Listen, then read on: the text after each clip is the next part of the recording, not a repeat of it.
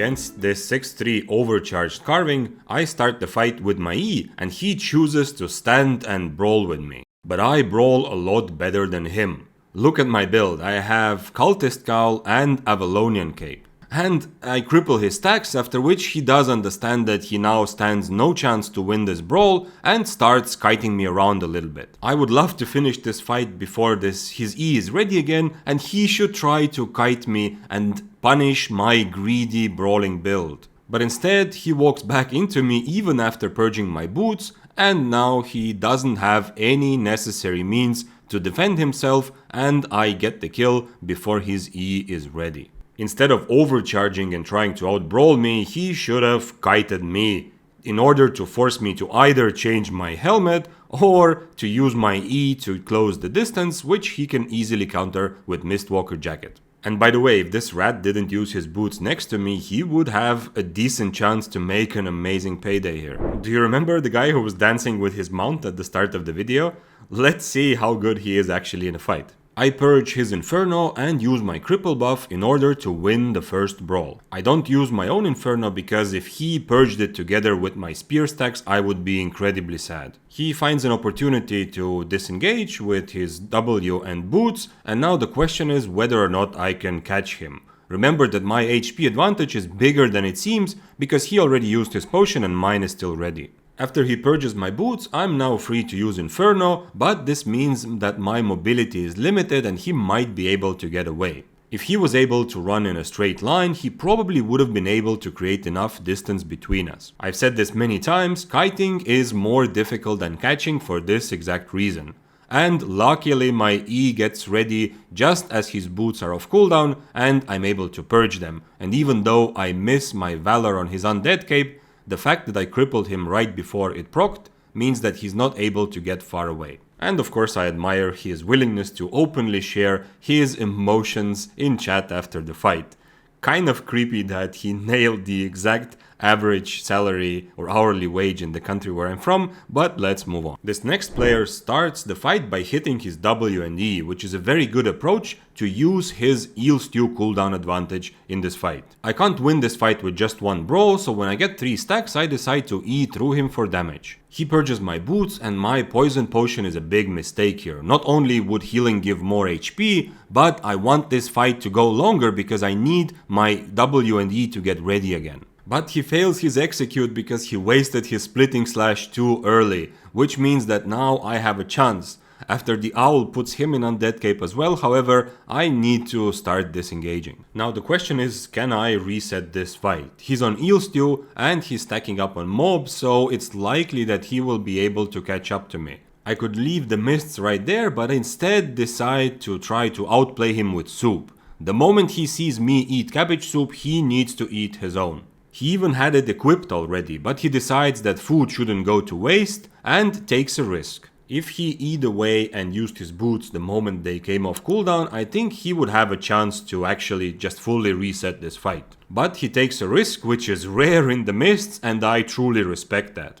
We both miss some spells here, but after he lets me cripple his boots, I feel that the cabbage soup has given me enough of an HP advantage to just finish this fight in this one brawl now. Let this be a cautionary tale to all of us that cabbage soup is always part of the game in the mists and you should be ready to use it or at the very least react to it. In this next fight, we both change to Roasted Snapper and after missing his W, he gives me an absolutely perfect E. If he didn't Inferno here, I would have to choose, do I hold on to my E for later or do I use it for damage? But I was able to get maximum value from it and use it while I was still under the cripple damage buff. That first brawl went so well that now it's just a matter of catching him, and luckily I'm wearing the Duskweaver helmet. He should have waited for his boots to be ready and only then E away from me and instantly use boots. But instead he ends up using boots right next to me for an easy cripple. By the way, I want to make a disclaimer while you enjoy another murder in the background here. The purpose of this video is for us to enjoy the deaths of all these carving swords together while still learning some things.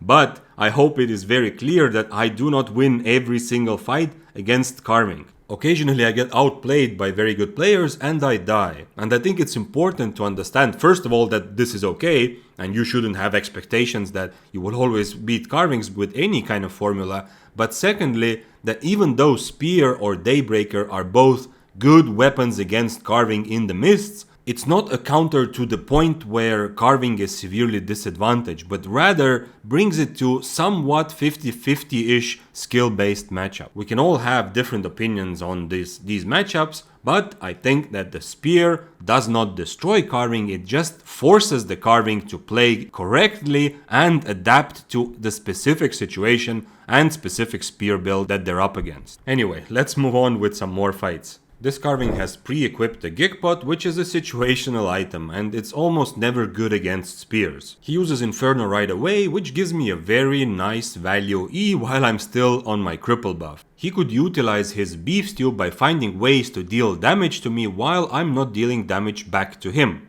probably by kiting. But instead he just stands and brawls me, which I'm really happy to do with my Rose Snapper, and so another carving sword bites the dust. I hope this doesn't sound toxic, and maybe I'm just saying random shit here.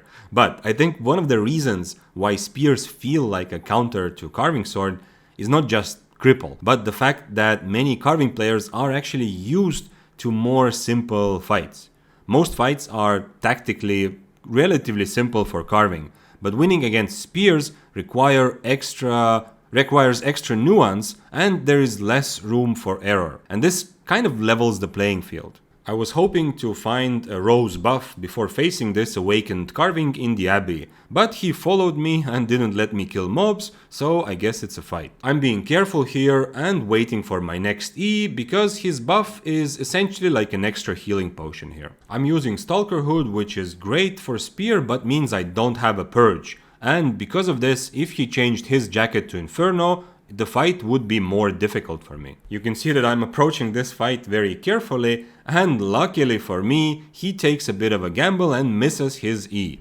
Now I feel confident enough to take this brawl and see where it leads and hopefully be able to kill him. The Mistwalker jacket is almost useless against the one-handed spear. It's better for him to change to Inferno, or at least keep his Mistwalker and use it after I use my Stalker Hood, or the moment that his Undead Cape procs, so that I wouldn't reveal him. And you know what they say, unlucky at Albion Trash Rate, lucky in love. Let's keep going. Now, when I first came across this tier 8 masterpiece carving in this mist, even though I was one tier lower than him, he decided to overcharge for the fight. And I really didn't like that.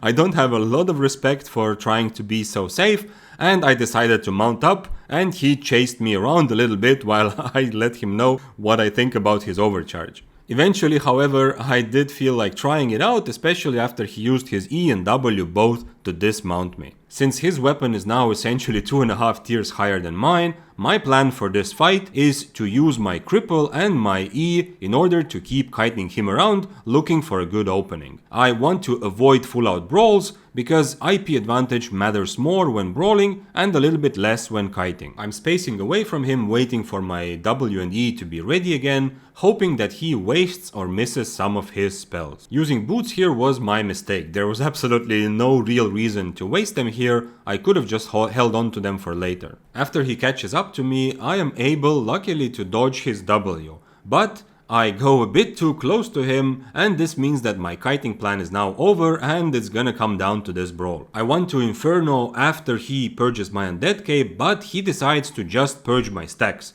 which means that now he can't get rid of my Inferno or Undead Cave, and I'm able to finish this very close fight. This carving sword seems to be another example of someone who expects fights to be easy and then runs into spear. He uses both his E and W and misses both just to start the fight. He has a better buff, but I have 6 more Abbey stacks, so there's no reason for him to be that crazy aggressive. He does a good job not wasting Inferno right away, but waiting for me to get a couple spear stacks and then using it. He decides not to go after me, even after he hits his root, which is kind of surprising given how aggressive this player was just a moment ago. But now it's me who is trying to catch up to him. I have a small HP advantage and I still have my buff. And a couple splitting slashes later, I do end up catching him. I gamble and dodge his E with Mistwalker, and after he lets me purge his boots, my plan is to just stand, brawl and hit him until he dies. Don't forget that on top of all the other benefits of cripple, purging your enemy's boots right away is also kind of like doing an extra 130 or 140 damage because they lose out the healing that they would have gotten from it. Small things can really add up. He wastes his E as he's trying to get away, he doesn't E through me for damage, and this also means that his only chance to survive, which was to proc his undead cape and then instantly E out hoping that I miss my stalker hood, this only chance is now gone. Unfortunately, this particular player felt really discouraged by this fight because he had higher AP and he expected to win. But for the rest of us, I hope one lesson here is to not underestimate Abby's stacks. I had 6 stacks more than him, which is essentially like having 1 extra tier in my items. And secondly, if you come from other MMOs, then it's likely that you're putting a bit too much emphasis on IP specifically. It's only one part of a much bigger equation. In this fight, I once again don't want to use my Inferno right away, because he will purge it anyway and I want to keep my stacks for brawling. After he overcharges, I E through him for damage and decide to kite a bit. I'm no longer confident that I will just win this with 1 brawl. He uses E to catch up and keep me in combat, and this gives me back my confidence to chase. Note that he's keeping the distance between us waiting for his next E, which is a good correct play from him. I dodge another splitting slash as one does, and now it's time for the final showdown. At this point I should use my Inferno, and if he purges it I could probably win using my undead cape. However, since he is not using an undead cape, I can very freely purge his Inferno and still win this brawl. In this fight, I am a better brawler than this eel stew carving, so it should be my job to close the distance, and he can just throw his splitting slashes from far. But my long range Qs are so annoying to him that he decides to E to close the distance and start the brawl. Notice that he's doing a good job not wasting his Inferno, so I have to choose, do I use my E for damage or do I keep it to purge his Inferno later? But the damage from the fact that I started the brawl with 2 stacks already and my cripple buffed E is way too much, and it ends up being a simple catch and kill situation since he wasted his boots earlier. And you can even see how much value he is getting from his Inferno shield here. But remember, in spear versus carving matchups, and also applies to Daybreaker, Roast Snapper is for more brawling and Eel Stew is for more kiting. And this carving here is on Roast Snapper, so for him it makes a bit more sense to force a brawl right away. But check this out, I can purge his Inferno shield and he cannot purge mine. Nor my stacks, because he brought the Hunter Hood. And when my Inferno is ending, he randomly starts running away, giving me an easy chance to catch him, cripple him, and force him to stay and fight. And after that he uses Gig Pot, which first of all, as I've said before, is a bad choice against Spear. Go into the mists and keep your potion slot open to be ready to choose healing or Gig Pot or poison, whatever you need. But secondly, he does it at a moment where I'm not gonna E anyway, and I'm not gonna do too much damage because I don't have stacks. I wait for my purge to be ready again before I proc his undead cape and finish the job. This was an interesting example because in this fight, he's using Rose Snapper, he's 1 tier higher, we have the same amount of stacks and Rose buff, so it would absolutely make sense for him to just stay on top of me and try to brawl me. My helmet is better than his, but other than that, it just comes down to hitting spells and outplaying each other. But by being scared and trying to get away from this fight for no reason, he kind of starts the ball, which then rolls all the way into big advantage for me. Here we have another carving, which instantly overcharged his items the moment he saw me, even though we are the same tier. I don't really approve of this, but I understand that this is probably a giveaway sign that this is a new player, or at least he's learning a new weapon. He needs to react to my E by either dodging it with his E or using his Inferno to counter it. Instead, he Infernos after I have already used my E and then starts running away from me. These are absolutely the worst possible decisions, and it's a good illustration that obviously this is a new player and it's not like he can, instantly magically know these things, but this is a good example that if you want to be successful in solo PvP in the Mists, you need to learn other builds, not just your own.